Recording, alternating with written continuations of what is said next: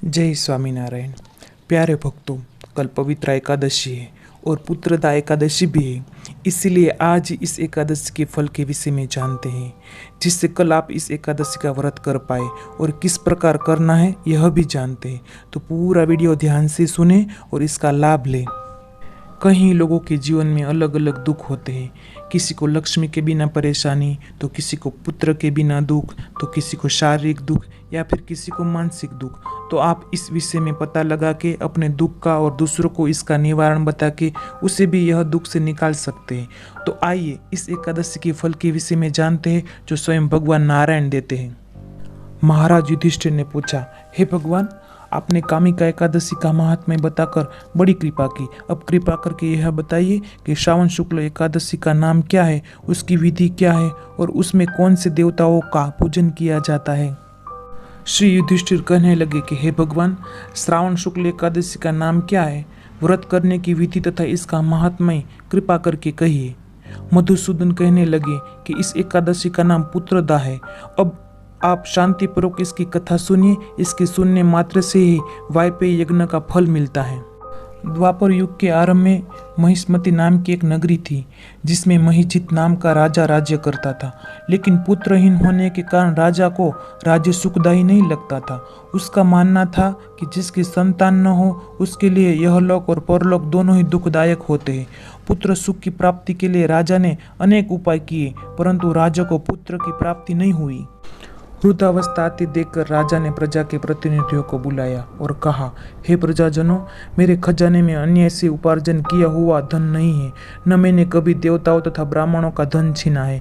किसी दूसरे की धरोहर भी मैंने नहीं ली। प्रजा को पुत्र के समान पालता रहा। मैं अपराधियों को पुत्र तथा बांधवों की तरह दंड देता रहा। कभी किसी से घृणा नहीं की, सबको समान माना है। सज्जनों की सदा पूजा करता हूँ। इस प्रकार धर्मयुक्त राजा करते हुए भी मेरे पुत्र नहीं है। मैं अत्यंत दुख पा रहा हूँ। इसका क्या कारण है?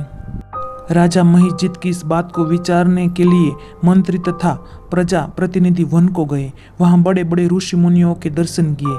राजा की उत्तम कामना की पूर्ति के लिए किसी श्रेष्ठ तपस्वी मुनि को देखते फिरते रहे।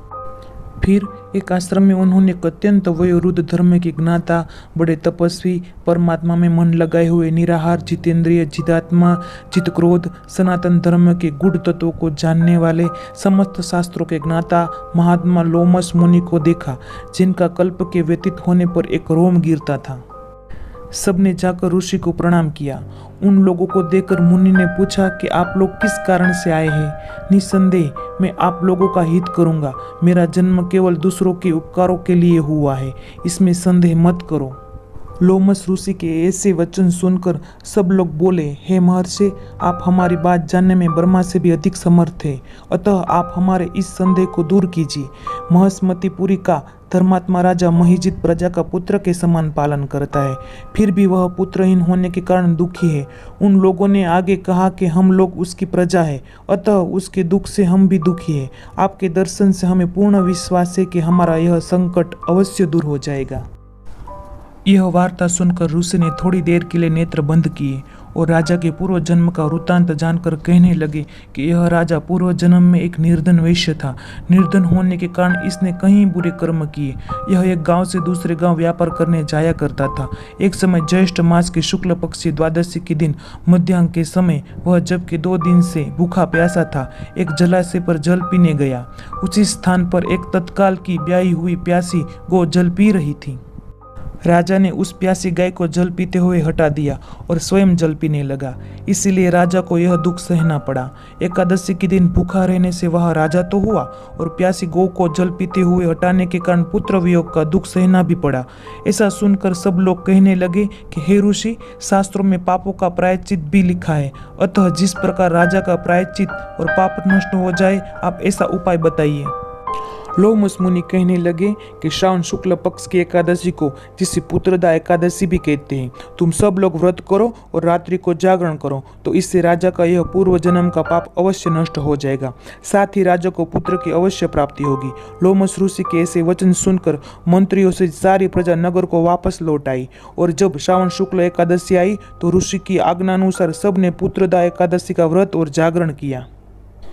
इसके पश्चात द्वादशी के दिन इसके पुण्य का फल राजा को दिया गया। उस पुण्य के प्रभाव से रानी ने गर्भ धारण किया और प्रसव काल समाप्त होने पर एक बड़ा तेजस्वी पुत्र उत्पन्न हुआ। इसीलिए हे राजन, इस श्रावण शुक्ल एकादशी का नाम पुत्रदा पड़ा। अतः संतान सुख की इच्छा हासिल करने वाले इस व्रत को अवश्य करे।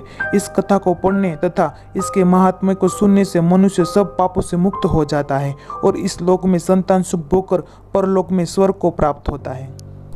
प्यारे भक्तों, इस एकादशी का महात्म्य सबको बताएं और दूसरों को भी सारे दुखों से मुक्त करके आप भी पुण्य का भागीदार बने। आगे ऐसी नई और सही जानकारी जानने के लिए हमारे चैनल को सब्सक्राइब करें, वीडियो को लाइक करें और बेल दबाना ना भूलें, जिससे हमारी नई वीडियो की नोटिफिकेशन आप तक पहुंच जाए। धन्यवाद। जय स्वामीनारायण।